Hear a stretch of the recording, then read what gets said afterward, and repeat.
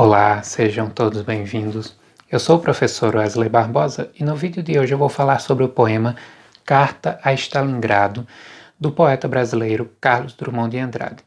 Este poema, que foi publicado originalmente no livro A Rosa do Povo, de 1945, e que está também aqui no livro Nova Reunião, 23 livros de poesia, que reúne praticamente toda a obra poética de Drummond. Este vídeo que faz parte do nosso projeto Poeta do Ano 2021, que é todo dedicado a Drummond, tendo um vídeo por mês ao longo de todo o ano. Então o vídeo vai estar bem bacana, eu já convido você a curtir, comentar, se possível compartilhar o vídeo para que outras pessoas tenham acesso. E claro, se você não é inscrito ainda no canal e se os conteúdos aqui trabalhados te interessam, inscreva-se e ative o sininho das notificações para que você seja informado dos futuros vídeos. Então bora lá!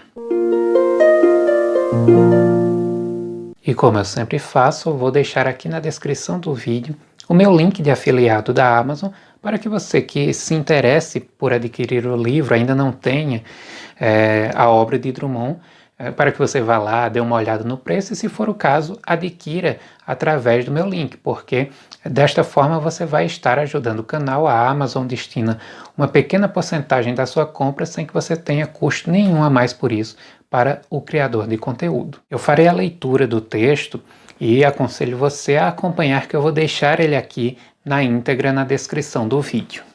Carta a Stalingrado. Stalingrado. Depois de Madrid e de Londres, ainda há grandes cidades. O mundo não acabou, pois que entre as ruínas outros homens surgem. A face negra de pó e de pólvora e o hálito selvagem da liberdade dilata os seus peitos, Stalingrado. Seus peitos que estalam e caem, enquanto outros, vingadores, se elevam. A poesia fugiu dos livros. Agora está nos jornais. Os telegramas de Moscou repetem Homero. Mas Homero é velho. Os telegramas cantam um mundo novo, que nós, na escuridão, ignorávamos. Fomos encontrá-lo em ti, cidade destruída. Na paz de tuas ruas mortas, mas não conformadas. No teu arquejo de vida mais forte que o estouro das bombas, na tua fria vontade de resistir. Saber que resistes, que enquanto dormimos, comemos e trabalhamos, resistes. Que quando abrimos o jornal pela manhã, teu nome, em ouro oculto, estará firme no alto da página. Terá custado milhares de homens, tanques e aviões, mas valeu a pena. Saber que vigias, Stalingrado, sobre nossas cabeças, nossas prevenções e nossos confusos pensamentos distantes, dá um enorme alento à alma desesperada e ao coração que duvida. Stalingrado, miserável monte de escombros, entretanto resplandecente. As belas cidades do mundo contemplam-te em pasmo e silêncio. Débeis em face de teu pavoroso poder, mesquinhas no seu esplendor de mármores salvos e rios não profanados, as pobres e prudentes cidades, outrora gloriosas, entregues sem luta, aprendem contigo o gesto de fogo. Também elas podem esperar. Stalingrado, quantas esperanças! Que flores, que cristais e músicas o teu nome nos derrama. Que felicidade brota de tuas casas. De umas apenas resta a escada cheia de corpos. De outras, o cano de gás, a torneira, uma bacia de criança. Não há mais livros para ler, nem teatros funcionando, nem trabalho nas fábricas. Todos morreram, estropiaram-se. Os últimos defendem pedaços negros de parede. Mas a vida em ti é prodigiosa e pulula como insetos ao sol. Ó minha louca Stalingrado! A tamanha distância procuro, indago, cheiro destroços sangrentos, Apalpo as formas desmanteladas de teu corpo. Caminho solitariamente em tuas ruas, onde há mãos soltas e relógios partidos. Sinto-te como uma criatura humana. E que és tu, Stalingrado, senão isto? Contra o céu, a água, o metal, a criatura combate. Contra milhões de braços e engenhos mecânicos, a criatura combate. Contra o frio, a fome, a noite, contra a morte, a criatura combate e vence. As cidades podem vencer Stalingrado. Penso na vitória das cidades, que por enquanto é apenas uma fumaça subindo do Volga. Penso no colar de cidades que se amarão e se defenderão contra tudo. Em teu chão calcinado, onde apodrecem cadáveres, a grande cidade de amanhã erguerá a sua ordem. Bom, então nós temos aqui um dos poemas mais famosos de Drummond, constante num livro que é um dos mais famosos também. E aqui nós temos um Drummond que dialoga, assim como em outros poemas que eu já trouxe aqui ao longo do nosso projeto. Este que já é o 6º vídeo, estamos caminhando aí neste passeio longo pela poesia de Drummond. E, novamente, né, nós temos aqui um Drummond que dialoga com seu tempo e com o principal acontecimento, diríamos até do século XX, que é a Segunda Guerra Mundial. E aqui nós temos a descrição de um acontecimento muito importante para a guerra em si, né? Na verdade, para o desenrolar final da Segunda Guerra Mundial. Temos aqui a exaltação da cidade de Stalingrado, que foi um dos pontos fundamentais da resistência soviética contra Hitler, né? Que digamos que a partir de determinado momento em que uma série de fatores ocorrem, inclusive a resistência em Stalingrado, Hitler começa a perder a Segunda Guerra Mundial. Como não poderia deixar de ser, eu vou fazer algumas referências históricas aqui, e para embasar minhas considerações, ainda que breves, tá? Não vou discorrer detidamente sobre a história, mas vou citar algumas coisas, e para embasar aqui as minhas opiniões, eu trarei o livro A Segunda Guerra Mundial, História e Estratégias, de Philippe Masson, que é um livro que eu indico, tá? Um livro muito bom, muito rico em informações, da editora Contexto, e que traz aí informações importantíssimas a respeito do acontecimento em si, que foi a Segunda Guerra, bem como as campanhas ali no leste europeu, né? E a partir deste livro, nós entramos em contato com o avanço de Hitler, o modo como Hitler vinha se apossando de forma frenética da Europa, já entrando pela Ásia, a África, e ele vai descrevendo aqui as campanhas, e você percebe que era coisa de dias mesmo, que as cidades iam sendo tomadas uma por uma, e, enfim, a resistência, por mais que houvesse em muitos casos, ela era inútil e pouca, comparada à força e à expressividade da ofensiva alemã. E Drummond ele vai falar um pouco sobre essa resistência, né? Ele vai falar que nas cidades que se entregaram, né, sem luta, as pobres e prudentes cidades, outrora gloriosas, entregues sem luta, aprendem contigo o gesto de fogo. E realmente muitas cidades europeias, obviamente, né, não é por covardia. É lógico que Drummond aqui está fazendo uma exaltação a Stalingrado, e isso pressupõe algumas colocações, né? Mas era muitas vezes prudência, né? Saber-se incapaz de resistir e evitar a perda de soldados e danos maiores à população, acabava se entregando mesmo. Mas aí Hitler comete um erro que o próprio Napoleão já havia cometido cerca de 100 e poucos anos antes, né? Que é subestimar o inverno russo. E ele foi na sua ofensiva ali pelas regiões. Ele tinha duas frentes, né? Nós entramos em contato com essa informação através da obra de Masson. Não Stalingrado, por mais que pareça, pela força significativa que tem, e eu já chego nisso, por mais que pareça o grande centro de batalha, não era, tá? O único. Hitler foi em basicamente duas frentes, dois grandes grupamentos militares que se lançaram em ofensivas contra a Rússia. Um pela região do Cáucaso, né, que fica ali entre a Turquia, fica entre o Mar Cáspio e o Mar Negro, e havia também uma ofensiva em Stalingrado, né? A princípio, essas táticas deram muito certo, né? A união dos tanques poderosíssimos alemães com toda a infraestrutura aeronáutica do país arrasou muitas cidades, né? E a sucessão de conquistas foi se dando ali de forma frenética.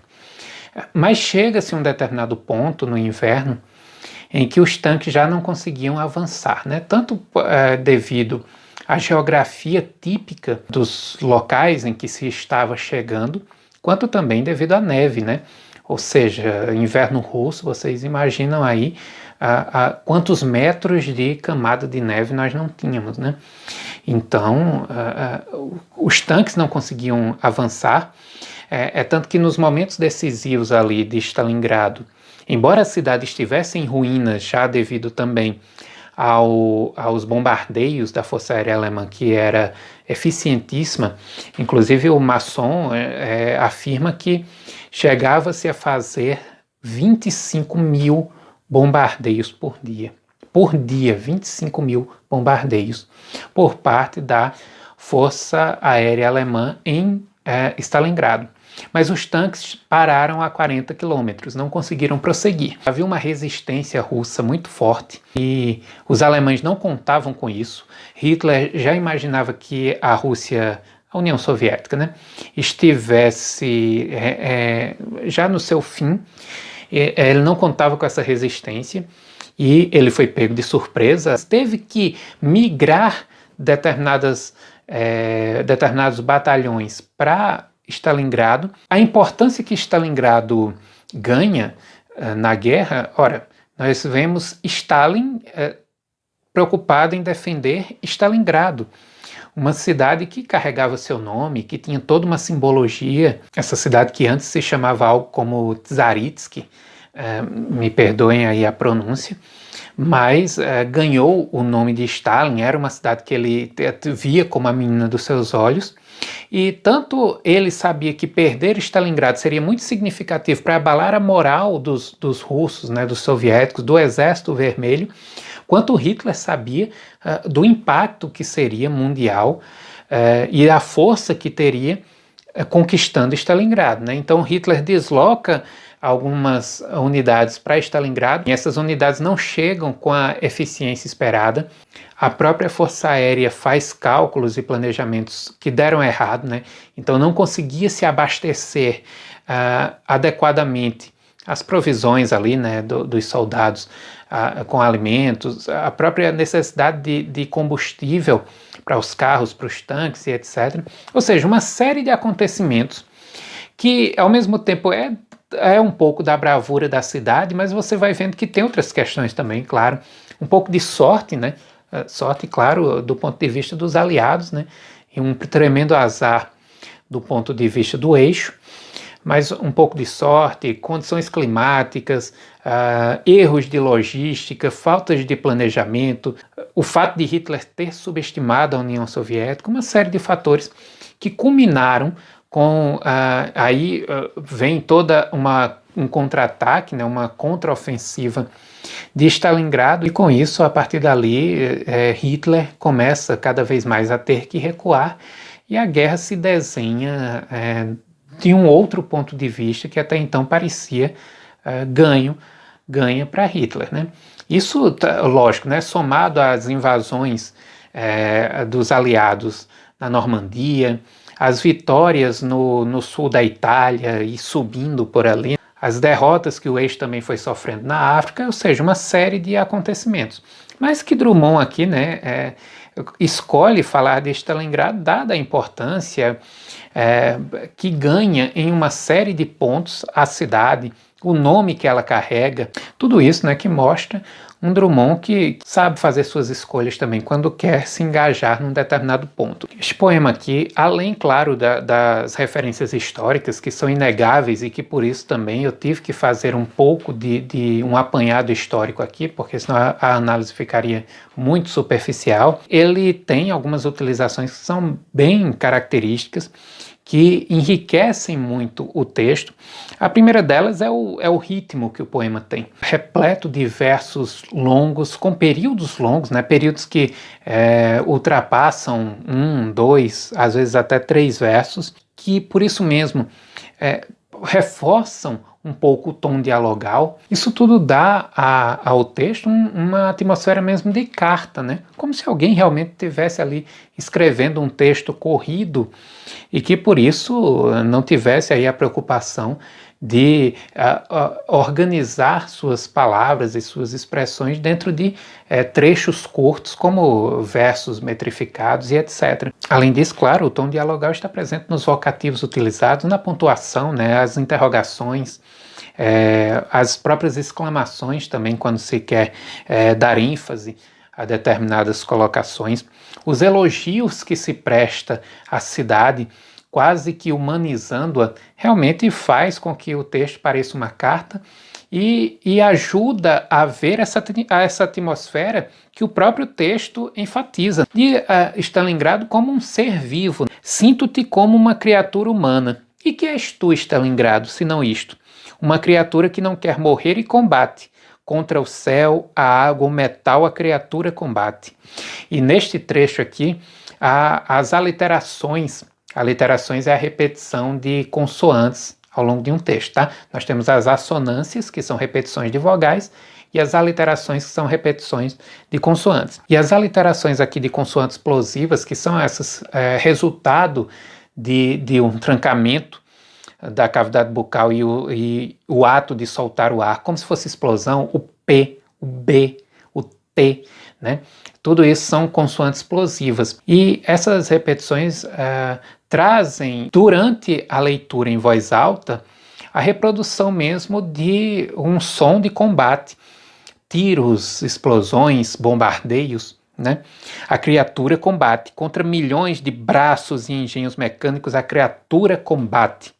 Contra o frio, a fome, a noite, contra a morte, a criatura combate. Lógico que eu estou intensificando, mas percebe-se esta repetição e isso é uma utilização muito interessante e que prova que escrever um poema é sempre uma atitude de trabalho com as palavras, de reflexão, de busca dos termos mais adequados, das palavras mais adequadas, dos sons mais adequados para expressar as suas ideias. Aquilo que o próprio Drummond já fez num dos poemas que eu trabalhei aqui no canal, que foi o poema Procura da Poesia, está lá no vídeo em que eu falo sobre a metalinguagem na obra de Drummond. Drummond enfatiza esse trabalho com as palavras e esse trabalho está visível neste poema, um poema que pelo seu tom, pela atmosfera que constrói, realmente louva um feito considerável.